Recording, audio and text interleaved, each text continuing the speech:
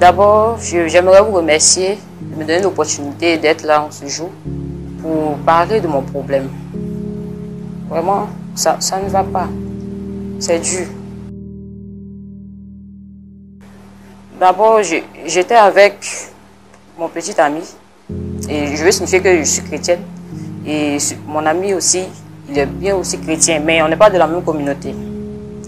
Et lorsque lui et moi se fréquentait, je lui ai dit que j'allais le présenter à mon père. Et c'est comme ça que je l'ai envoyé à mon père. J'ai fait les présentations. Mon père m'a dit, c'est bien beau, mais il n'est pas de ta communauté. Je lui ai dit, mais pourquoi? Du moment qu'il est chrétien, là, c'est déjà bon. Il m'a dit non, que ton mari doit être dans la même communauté que toi. Et vraiment, ça m'a fait mal. Mon chéri aussi, il n'a pas aimé. Vraiment, il n'était pas content. Et il est rentré chez lui. J'ai eu mal, j'ai insisté. Ah papa, c'est lui que j'aime. Je ne peux pas prendre une autre personne. Je suis avec lui depuis longtemps et j'ai décidé de te le présenter. Tu me fais ça. Il m'a dit non. Ton mari doit être dans la même communauté que toi. Je dis, ah papa, j'ai essayé de négocier avec lui, parler et tout. Mais il n'a pas voulu. Et par respect pour lui, j'ai accepté ses conditions. Et c'est comme ça qu'il m'a présenté le fils du pasteur. Et vraiment, je n'aimais pas ce monsieur-là. Donc, c'est comme ça qu'il m'a présenté le fils du pasteur. Vraiment, il n'aimait pas ce monsieur. Mais mon père me disait, non, vas-y, mollo avec lui, va un peu. Avec le temps, l'amour va naître. Je dis, ah papa, comme tu sais qui j'aime. Il dit, ma fille, un peu, ça va aller. Et bon, c'est mon papa, j'ai décidé d'accepter puisque ma mère n'est plus.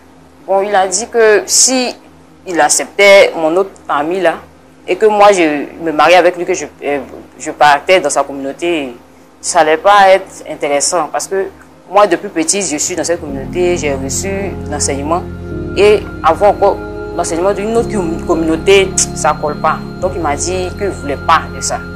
Donc c'est comme ça, moi et l'autre, le fils du pasteur, on a commencé à cheminer et tout. J'ai dit à mon père que, ah papa, l'amour, vraiment, je ne ressens rien pour ce dernier-là, il faudrait qu'on soit réaliste.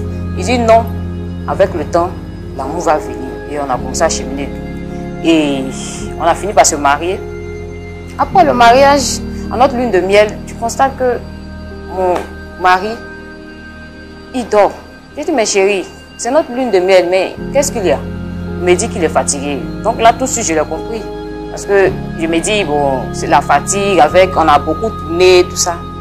Non, j'ai compris. Et tout. Après ça, étant à la maison dans le foyer, au bout d'une semaine, je constate que mon mari ne me touche pas. Mais je ne comprends pas. Je dis, mais, ah bébé, mais depuis on est mariés à notre lune de miel, là, tu m'as expliqué un fait, j'ai compris, mais depuis qu'on s'est mariés, là, on va maintenant dans 1 mois. Je ne me touche pas. Qu'est-ce qu'il y a? Il dit non. Je suis fatiguée. Le boulot, vraiment, je suis submergée. Donne-moi du temps. Et en tant qu'une bonne femme et chrétienne, j'ai compris cela. Mais je voyais que ça persistait. Et j'ai décidé d'aller en parler à mon père. Et quand j'ai fait recours à mon père, je lui ai dit, ah papa, vraiment, le foyer où tu m'as envoyé là, ça ne va pas. Hein. Mon père me dit, il se met à rire. Que lui là, il est puceau. Il faut le laisser comme ça. Il ne connaît pas femme. Donc vas-y, boulot avec lui. J'ai dit, ah papa, ça là, moi je ne peux pas dire. Il dit, ma fille, calme-toi. Ça va aller, il faut faire un peu. J'ai dit, ok. Je retourne dans le foyer. Et les mêmes trucs se répètent. Et 6 mois après, j'ai trouvé ça bizarre. J'ai dit, mais chérie, c'est qui ne va pas. Il faudrait qu'on aille à l'hôpital pour voir, pour en savoir plus. Qu'est-ce qui ne va pas à ton niveau? Et lorsque j'ai évoqué ce propos-là, il m'a battu. Il me frappait. Il marche dans mon ventre. Après ça, j'ai décidé d'aller parler encore à mon père parce que c'est lui qui a manigancé tout ça. J'ai dit, ah papa, on lui dit, papa, ah, tu m'as dit que, mon mari, tu m'as dit que d'aller doucement à lui, mais il me frappe. Vraiment, il est violent envers moi. Et en plus, il est puceau. Mon père dit, il faut te calmer. J'ai dit, mais papa, depuis, ça fait 6 mois maintenant, il ne m'a pas encore touché depuis que nous sommes mariés. Mon père dit, non, il faut laisser ça, ça va aller. J'ai dit, non, maintenant je lui dis d'aller à l'hôpital, il me dit, il me frappe, il s'énerve et tout. Donc moi, je ne comprends pas. Je suis à mon père seulement que je parlais, puisque c'est lui qui m'a mis en contact avec ce dernier-là. Donc, Pour le moment, je n'ai pas encore dit à quelqu'un d'autre à part mon père. Et aujourd'hui, sur ce plateau, j'en parle tout le temps à mon père. Il me dit, il faut te calmer, calme-toi, on va prier. Nous sommes chrétiens. Et tout ça là. Et il m'a dit de ne pas sortir l'affaire. Parce que ça peut mettre l'image du pasteur. Ça peut salir l'image du pasteur et lui aussi qui est diacre dans la communauté. Donc il m'a dit vraiment de ne pas sortir de l'histoire. Mais j'en avais marre. Je ne savais pas à qui parler. Il m'a dit de ne pas en parler à quelqu'un. C'est à lui ce que je parlais. Et lui aussi, il ne trouvait pas des solutions. C'est pour ça aujourd'hui, là, j'ai décidé de venir parler sur ce plateau, vraiment, de m'aider avec mon père. Parce que je souffre. Ce foyer-là, je veux sortir de ce foyer-là. Je vis l'enfer. Ça ne va pas. Ma maman a décidé lorsque j'étais toute jeune. Donc, c'est avec mon père que j'ai grandi. Donc, j'ai accepté parce que j'ai vraiment grand respect pour mon père. J'ai accepté pour ça.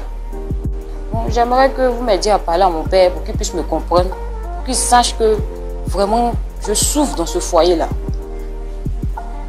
Vraiment, ça ne va pas. Les gens, même au quartier, en parlent. Ça fait bientôt 2 ans, ils sont mariés, on ne voit pas d'enfants. Messieurs-là même, est-ce que la femme-là, est-ce que le monsieur-là, ça parle et tout. Donc, moi, tout ça, ça me fatigue. Et puis, il me frappe, tout ça. Bon, je ne comprends pas. Qu'est-ce que j'ai dit de mal et puis il me frappe. Quand je lui dis, on doit aller voir un médecin, parce qu'il doit avoir un problème à son niveau. Depuis bien longtemps, il ne me touche pas. Mais qu'est-ce qu'il ne va pas, puis il ne me touche pas. Souvent, même, j'essaie de me jeter sur lui-même, mais il me repousse. Je dis, mais mariage là, c'est bon, prière, la prière est bonne, on va prier. Mais après prière là, il y a autre chose. Nous sommes mariés là, c'est pour avoir des enfants. Mais pas que seulement venir faire les prières et tout.